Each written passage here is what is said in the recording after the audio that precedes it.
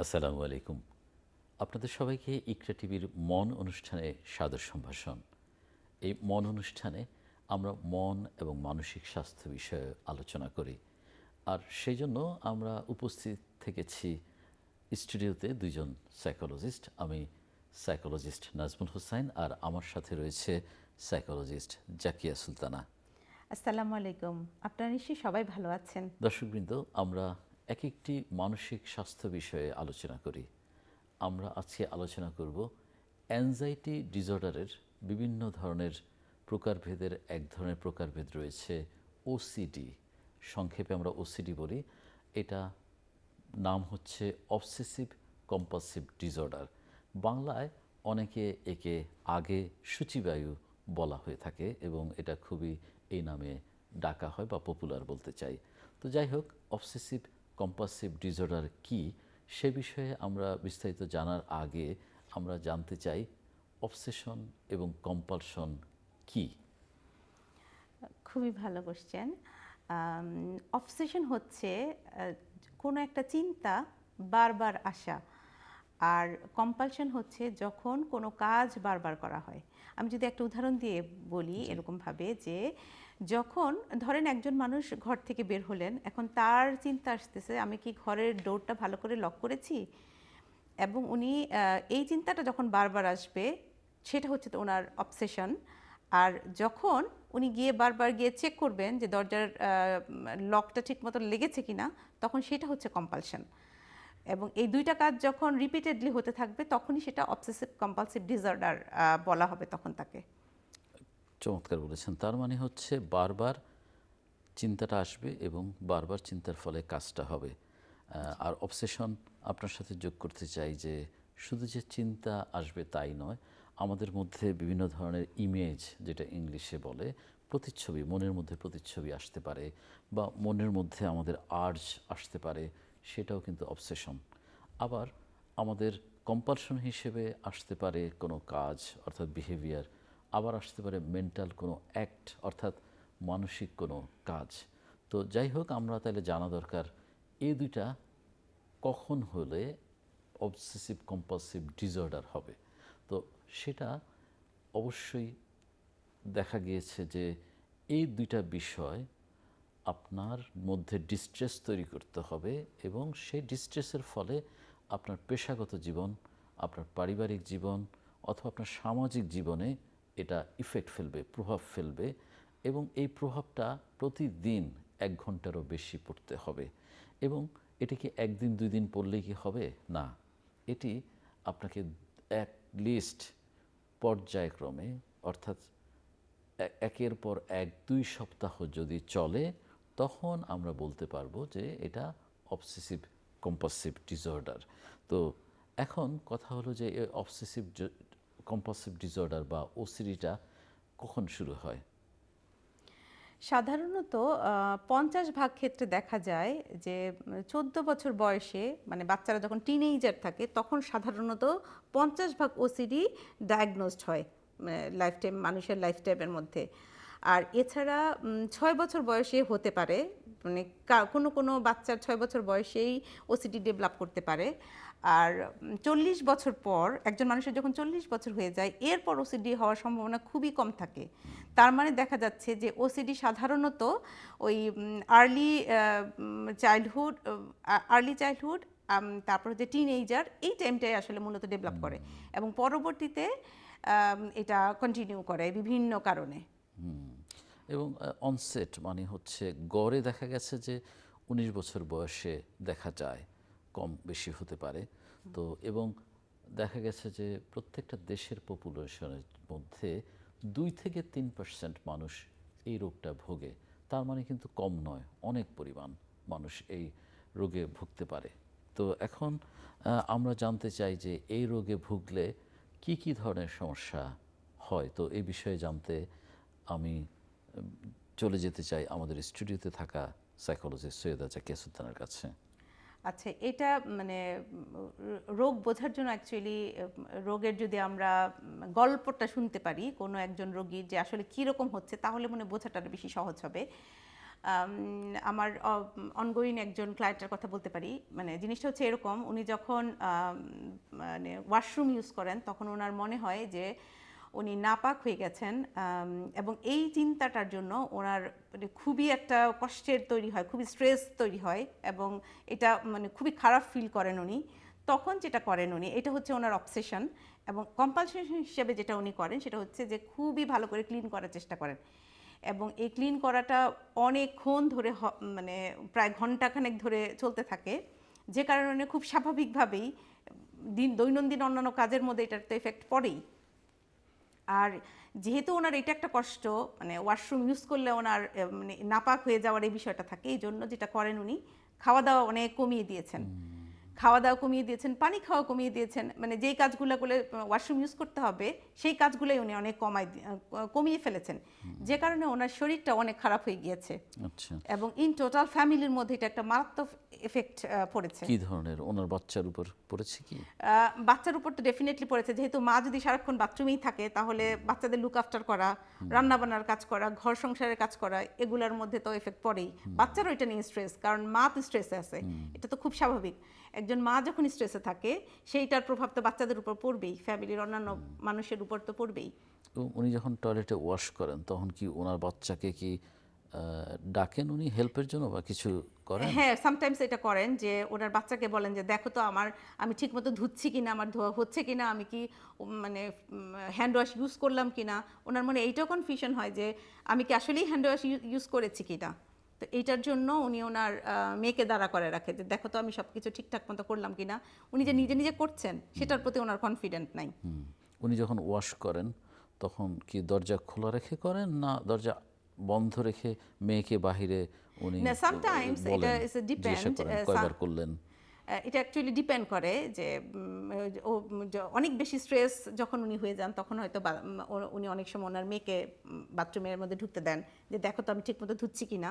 আবার অনেক সময় যখন উনি একটু ভালো আছেন তখন মেয়েকে বাইরে থেকেই বলেন যে তুমি দেখো তো যে আমি ধুচ্ছি, যে এটা শব্দটা শোনা যাচ্ছে কিনা। সামটাইমস উনি এটা করেন যে বাথরুম থেকে বের হয়ে মেয়েকে উনি হাতের স্মেল নিতে দেন যে দেখো তো স্মেল আসতেছে কিনা, যে আমি হ্যান্ড ওয়াশ ইউজ করেছি, হ্যান্ড ওয়াশের স্মেল আসছে কিনা। এইভাবে উনি কাজগুলা করেন। তো এই ইন টোটাল বিষয়টা কিন্তু আসলে ফ্যামিলির মধ্যে অনেক বড় ইম্প্যাক্ট পড়ছে, ওনার নিজের ফ্যামিলিতে প্লাস এক্সটেন্ডেড ফ্যামিলির মধ্যেও। অবশ্যই। আপনার মতোই আমার একটা কেস আমি দেখছিলাম যে এটা একজন ছেলে ১৯ বছর বয়স্ক একটা ছেলে। তো সে বাথরুমে যায়, বাথরুমে যাওয়ার পর যখন সে সিটটা ধরে বাথরুমে বসার জন্য, এরপরে বাথরুম করার পর তার মনে হয় যে তার হাতে ভাইরাস লেগে আছে। তখন সে হাত ওয়াশ করে, হাত ওয়াশ করার পর সে অস্বস্তিটা চলে যায়, কিন্তু কিছুক্ষণ পর তার মনে হয় তার ভাইরাসটা মনে হয় আবারও লেগে আছে বা যায়নি।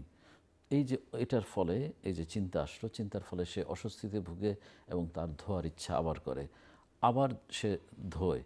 এইভাবে কিছুক্ষণ পরে আবারও সে মনে করে যে ভাইরাসটা আছে, যেটা অবসেশন আমরা আলোচনা করেছি, এবং আবারও তার ধোয়ার ইচ্ছা জাগে এবং আবারও হাত ধোয়, এবং ধুতে ধুতে দেখা গিয়েছে তার হাত সাদা হয়ে গিয়েছে এবং আপনার স্কিনের প্রবলেম হয়ে গিয়েছে। তো এরকম আমরা দেখতে পাই। আমি আরেকটা কেস দেখেছি রিসেন্টলি, সেটা অবশ্য সাকসেসফুলি কমপ্লিট করা হয়ে গিয়েছে। সেটা ছিল হচ্ছে যে সে মনে করে যে তার পোশাক নাপাক হয়ে গিয়েছে। হয়তো সে কোনো বজ্র পদার্থ তো বের হইতে পারে, বের হওয়ার মাধ্যমে সে ধারণা করেছে তার বজ্র পদার্থের মাধ্যমে তার পোশাক নাপাক, এবং ধোয়ার পরেও তার পোশাক নাপাক রয়ে গিয়েছে, এবং সে ভেবেছে যে এই পোশাক যখন ধুয়েছে, ধোয়ার পর সে যখন রৌদ্রে বা শুকাতে নিয়েছে, যেখানে যেখানে ফোঁটা পড়েছে তার পুরো ঘরও নাপাক হয়ে গিয়েছে। এবং সে যেহেতু নাপাক ড্রেস পরেছে, সে মনে করে যে তার বাবা মার সাথে যদি কথা বলে, বাবাকে যদি ধরে, তাহলে বাবা মাও তো নাপাক তার হয়ে গেছে। এবং তার এই সেম সমস্যাটা হয় মসজিদে গেলেও। সে মুসলমান, সে মসজিদে যায়, মসজিদে গেলে তার মনে হয় যে তার তো ড্রেস নাপাক, তো তার সাথে যদি কারো গায়ে লাগে সে মনে করে সেই লোকটাও নাপাক হয়ে গিয়েছে। অর্থাৎ দর্শকবৃন্দ, শুধু নিজেই যে নাপাক সেটা না, ব্যক্তি মনে করতে পারে যে অন্যকেও সে ক্ষতিগ্রস্তের শিকার করেছে এবং যার ফলে তার দেখেন আমাদের খুবই এসেনশিয়াল ধর্মকর্ম করা, সেই ধর্মকর্মের মধ্যেও তার ইফেক্ট পড়েছে। সে শুধু ফরজ টুক পড়া শুরু করেছে, সুন্নত পড়তে পারে না, তাড়াতাড়ি চলে আসে। আস্তে আস্তে তার মসজিদে যাওয়ার প্রতি বাধা চলে আসছে আর কি। হ্যাঁ, তো আমরা আরেকটু শুনি যে কেসের কথা, তাহলে আচ্ছা। বুঝতে পারবো। আচ্ছা, মানে খুবই মানে এগুলা খুবই কমন কেস, যে নাপাকের ব্যাপার, জীবাণুর ব্যাপার। শুধু যে এরকম না, আরও বিভিন্ন ধরনের কেসও অ্যাকচুয়ালি আছে। আমি আরেকটা কেসের কথা শেয়ার করি। মানে আমার ওই কেসটা ছিল হচ্ছে, উনি হচ্ছে স্টুডিও টাইপ লাইক ঘরে যখন উনি ঢুকেন তখন ওনাকে হচ্ছে একদম মানে অর্ডার অনুযায়ী কাজগুলো করতে হয়। লাইক প্রথমে উনি ডান দিকের কর্নারে তাকাবেন, তারপর বাম দিকের কর্নারে তাকাবেন, তারপর সামনের ডান দিকের কর্নারে তাকাবেন, এবং এরপর সামনের বাম দিকের কর্নারে তাকাবেন। এটা একটা স্টোরি, এটা করতেই হবে। এটা যদি উনি না করেন তাহলে ওনার মনে হয় যে হয়তো খুব বড় ধরনের ক্ষতি হয়ে যেতে পারে, বা কোনো কিছু একটা খারাপ কিছু ঘটবে, সুতরাং এটা করতেই হবে। তারপরে ওনার আরও কিছু জিনিস ছিল, যেমন বইগুলি যখন উনি গুছিয়ে রাখতেন, তখন বইগুলো একদম সমান সমানভাবেই হইতে হবে। এটা অন্য কোনোভাবে রাখা যাবে না। অন্য কোনোভাবে যদি রাখে তাহলে হয়তো মানে এটা কোনোভাবেই করা যাবে না, ঠিক এইভাবেই করতে হবে। মানে উনি একটা মাথায় সেট করে রাখছেন যে জিনিসটা এইভাবে হইতে হবে, ঠিক মানে সবসময় এটাই মেনটেন করতে হবে বা করতেন। যেটার ফলে হচ্ছে কি, সারাক্ষণ যদি এই দিকে ফোকাস থাকে তাহলে উনি অন্য কাজ করবেন কখন? স্বাভাবিকভাবে দৈনন্দিন কাজের মধ্যে তো এফেক্ট পড়েই।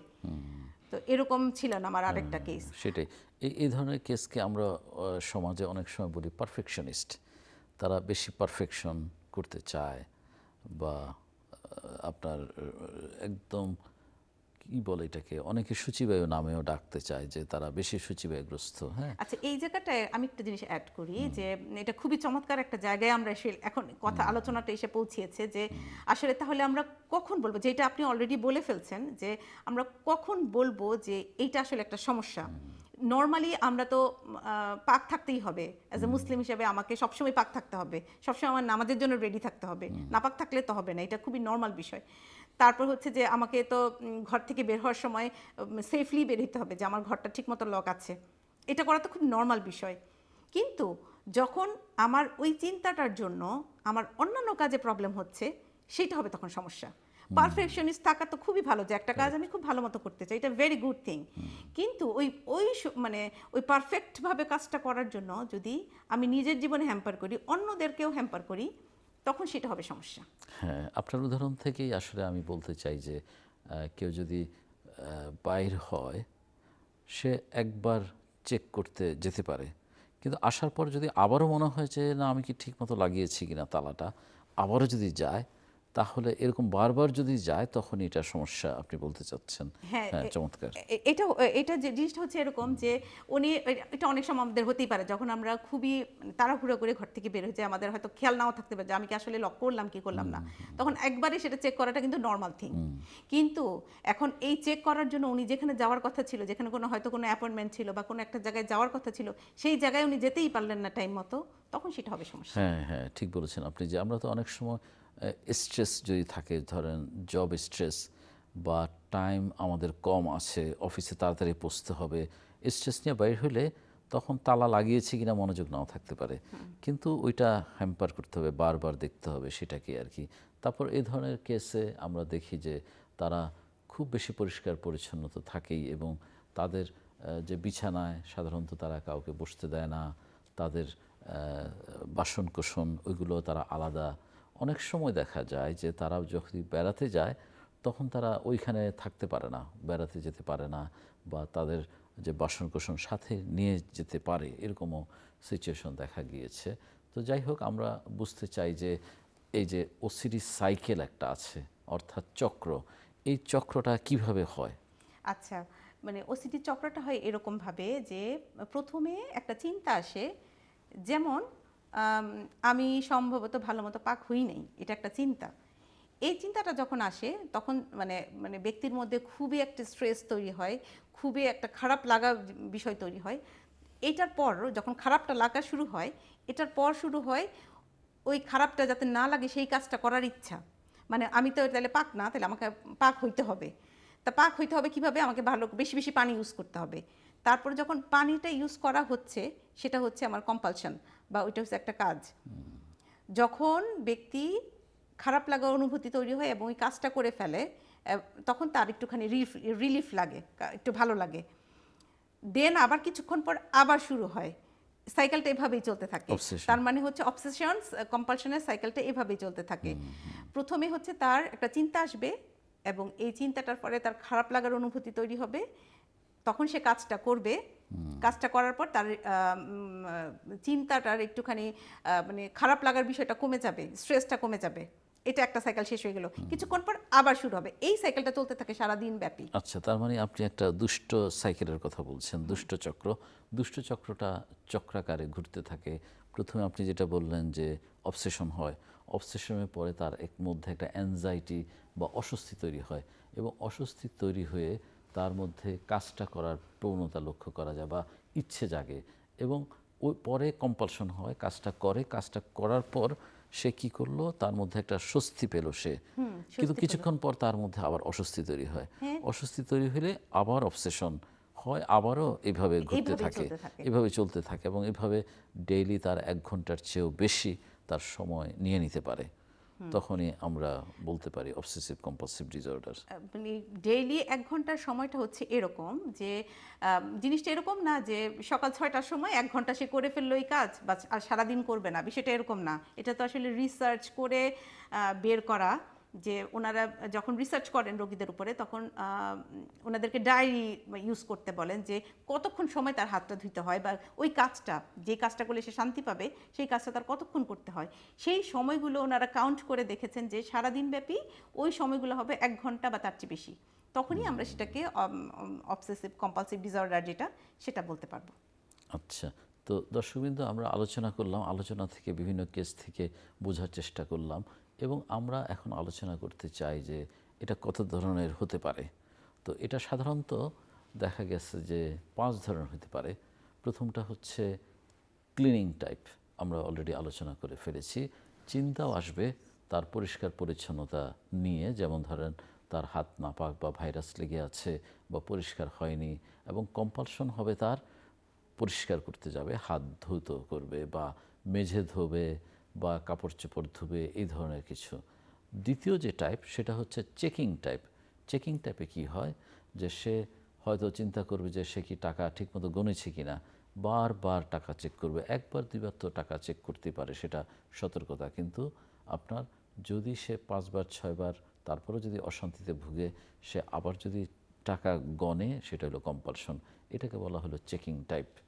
তারপরে তৃতীয় যে টাইপ সেটা হচ্ছে অর্ডার, অর্থাৎ সে এক ধরনের অর্ডারে সে থাকতে চাবে, যে সে যদি কোথাও ঢুকে বা কোনো বাসায় ঢুকে সে একটা রিচুয়াল করবে, যে এরকম তাকে হয়তো এইভাবে তাকে ট্যাপ করতে হবে, তারপর ঢুকবে, এবং ঢুকে সে হয়তো সে ওই রুমটার পশ্চিম দিকে যাবে, তারপর সে উত্তর দিকে, তারপর এইভাবে বিভিন্ন দিক, অর্থাৎ অর্ডারলি করবে আর কি। তারপর চতুর্থ যে ধরন, এটার মধ্যে দেখা যায় যে অবসেশন আছে কিন্তু কম্পালশন নাই, অর্থাৎ একই চিন্তা তার বারবার আসবে, কিন্তু কম্পালশন আমরা বাহির থেকে দেখব না, ব্যবহার করবে না, বা ভিতরেও থাকতে পারে মনের মধ্যে। যেমন ধরেন আমরা চিন্তা করতে পারি যে আমি আমার বাচ্চাকে হয়তো মেরে ফেলতে পারি, এই চিন্তাটা বাচ্চার বারবার আসতে পারে।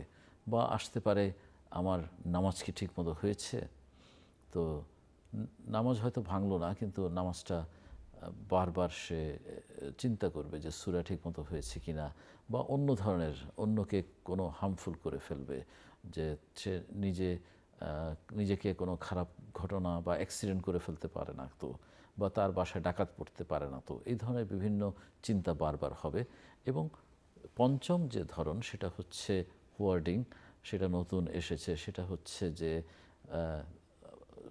একজন লোক তার কোনো কিছু ফেলতে চায় না, সে যেগুলোর কোনো ভ্যালু নাই, অর্থাৎ সে মিস করে, সে ওইগুলো সব জমায় রাখতে চায়।